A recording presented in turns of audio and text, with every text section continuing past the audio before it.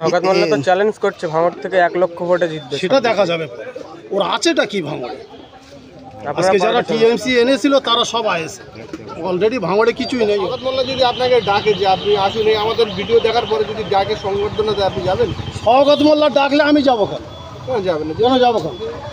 ও গেলে তো বলবে যে আমাদের সাথে থাকো, এই থাকো, এই থাকো। আমরা তো সমাজ পরিবর্তন করার জন্য এসেছি। শওকত মোল্লায় আজকে যে ভাঙড়ে এতগুলো খুন খারাপ হলো, এর আগে হয়নি। শওকত মোল্লা আসার পর থেকেই হয়েছে।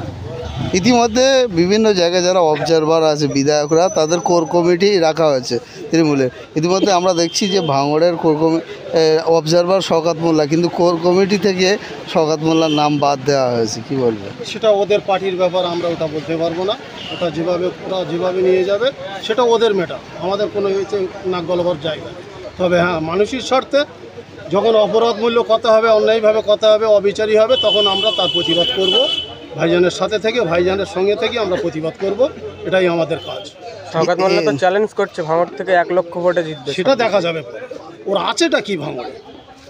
আপনারা আজকে যারা টিএমসি এনেছিল তারা সব আয়েছে, অলরেডি ভাঙড়ে কিছুই নেই ওদের। টিএমসি বলে নেই, পঞ্চায়েতে বলেছিলেন, নেই, লোকসভাতে নেই। বলেছিলেন, কিন্তু হয়নি। না হবে। আপনারা ওই যে গাছে ডাব খেতে গেলে গাছে উঠতে না তো কিনে খেতে হয়, আপনারা কোনোটাই করবেন না, বলবে ডাব খাবে, তাহলে কি করে হবে? সেটা ভাঙড় তো দেখিয়ে দিয়েছে। ভাঙড়ের মানুষ তো কিভাবে লড়াই দেখালেন? করে- আপনারা বললেন পঞ্চায়েতে আমরা জিতে যাবো, তাই জেতার রেজাল্ট বেরোনোর আগে আপনারা শোনেন, এখানে আমি বলছি, শোনেন, আমাদের দেখেছিলেন আশা করি ভোট গণনার সময় কিভাবে আমাদের উপরে জুলুম করেছে। একাধিক আমাদের জুলুম খুবই জুলুম করে। আর একটা কথা, এই যে অফার টফার দিয়ে যে ঘর দরজা দিচ্ছে, এই যে ঘর দিচ্ছে, এত দুর্বল ওরা হয়ে গেছে। একটা গরিব মানুষ যে সেদিন কোথায় যেন ঘর ভেঙে দিয়েছে, বাসন্তী খিরিসখালী ঘর ভেঙে দিয়েছে। গরিব মানুষের উপরে সব সময় ওদের টার্গেট, যে আইসেফ করছো, ওরা গরিব মানুষের উপরে একটা ভাই লোকের কিছু বলবে না, গরিব গুর্গর উপরেই ওরা সবসময় অ্যাটাক করবে, তছনছ করবে, ভাঙচুর করবে, এই ওদের কাজ।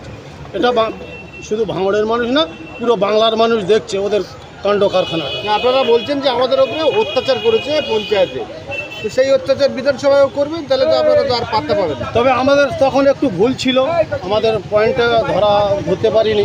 আশা করি আগামী যে দিন আসছে ওই ভুলটা আমাদের আর হবে না। আমরা দাঁড়িয়ে থেকেই আমরা হাসিল করে নেব। এই যে ডাক মাথা, শওকত মোল্লা যদি আপনাকে ডাকে যে আপনি আসুন, এই আমাদের ভিডিও দেখার পরে যদি ডাকে সংবর্ধনা দেয়, আপনি যাবেন? শওকত মোল্লা ডাকলে আমি যাবো কেন? কেন যাবেন না? কেন যাবো কেন? ও গেলে তো বলবে যে আমাদের সাথে থাকো, এই থাকো, এই থাকো। আমরা তো সমাজ পরিবর্তন করার জন্য এসেছি, সমাজকে পরিবর্তন করার জন্য এসেছি। আর বাংলার মানুষ আজকে ভাইজানকে দেখে একটাই কথা বলছে,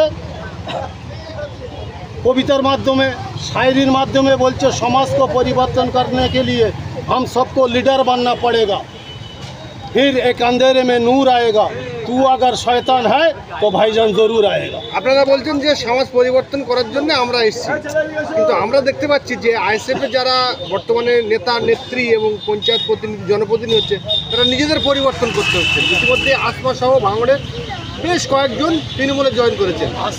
আর উস্তিতে 5 জন, উস্তি জানেন তো, সেই উস্তিতে 5 জন, ডায়মন্ড হাওড়ারে উস্তিতে 5 জন পঞ্চায়েতে যেতে তারা সবাই তৃণমূলে জয়েন করে। এখন অভিযোগ আসছে যে তারা তৃণমূলে জয়েন করার পরে তাদের নিজেরা এবং তাদের আত্মীয় স্বজনদের ঘর, সরকারি সুযোগ সুবিধাগুলো বেশি বেশি করে পাচ্ছে। এই লোক লালসা যাদের মধ্যে আছে তাদের একটু আধটু করে টোপ দিচ্ছে আর তারা চলে যাচ্ছে।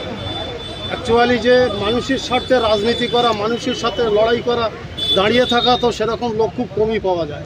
যাদের মধ্যে লোভ লালসা আছে তারা যাচ্ছে, টাকার অভাবে, না হলে ভয়ভূত দেখিয়ে নানান রকম চক্রান্তভাবে যাবে। তবে ওদের সাথে থাকলেও আমার তো মনে হয় যারা আইএসএফকে ভোট দিয়েছে তারা অন্য কারো ভোট দেবে না। 2026-এ শওকত মোল্লা যদি ভাঙড় থেকে দাঁড়ায়, আমরা চাইছি শওকত মোল্লা ভাঙড়ে দাঁড়াক, উনি ক্যান্ডিডেট হোক, ও যেদিন ঘোষণা দেবে আমরা ভাঙড় জুড়ে মিষ্টি বিতরণ করব। আনন্দ অন ক্যামেরা চ্যালেঞ্জ। হ্যাঁ, অন ক্যামেরায় বলছি। কেন বলছি? ভাঙড়ের মানুষ কাকে রাখবে না রাখবে ও সব ওরা এরাদা করে নিয়েছে। লড়াই ভাঙড়ের মানুষ আগামী 26-ই দেবে। তাহলে 26 বিধানসভায় কি ভাঙড় আপনারা ধরে রাখবেন? অবশ্যই ধরে রাখবো, অবশ্যই ধরে রাখবো। কি ছাই ফাই দিয়ে ধরবেন না? না, একদম ধরে রাখবো, মানুষের মন জয় করে নেব। মানুষকে মন জয় করে আমরা জিতবো, এই আর কাউকে বড় কথা বলে না, কাউকে মারধর করে না, কারোর অ্যাটাক করেও না, ভালোবাসা দিয়ে। ভাইজান ভালোবাসায় আজকে দেখলেন না যে রক্তদান শিবির হলো, আমার তো মনে হয় ভারতবর্ষের রেকর্ড, বুঝলে না?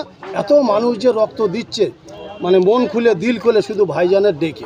যেটা আপনারা রক্ত বিক্রি করছেন নওশাদ ভাইয়ের পার্টি, ওটা ওদের, শোনেন, ওদের বলতে তার আর বাধা হয় না, আর আমরা তো ওর মুখ চেপে রাখতে পারবো না। বলছে বলুক, তাতে কি আছে, কোনো অসুবিধা নেই। আরাবুলও বলেছে, এখন সওগাত মোল্লা বলবে তো।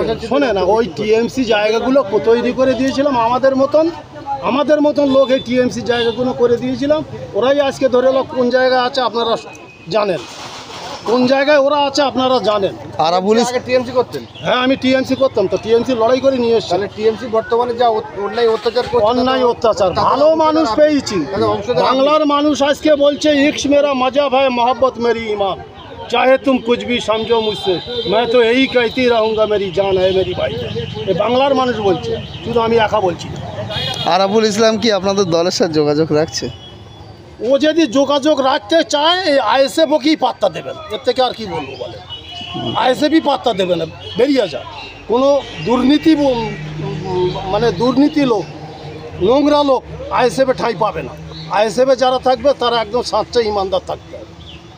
আইএসএফের এই পর্যন্ত 2021 থেকে একটা আইএসএফের নামে, লিডারদের নামে আপনারা একটা পয়েন্ট বার করতে পারবে, ভুল পয়েন্ট, যে এই দুর্নীতি করেছে কি, এর ঘর ভেঙেছে কি, ওর গালে চড় মেরেছে, প্রমাণ করতে পারবেন? আপনারা তো মিডিয়া, আপনারা তো সব জানেন, ভালো করে বুঝবেন।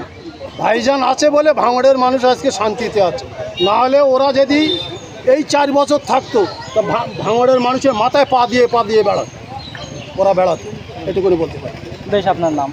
আমার নাম আলাউদ্দিন মোল্লা।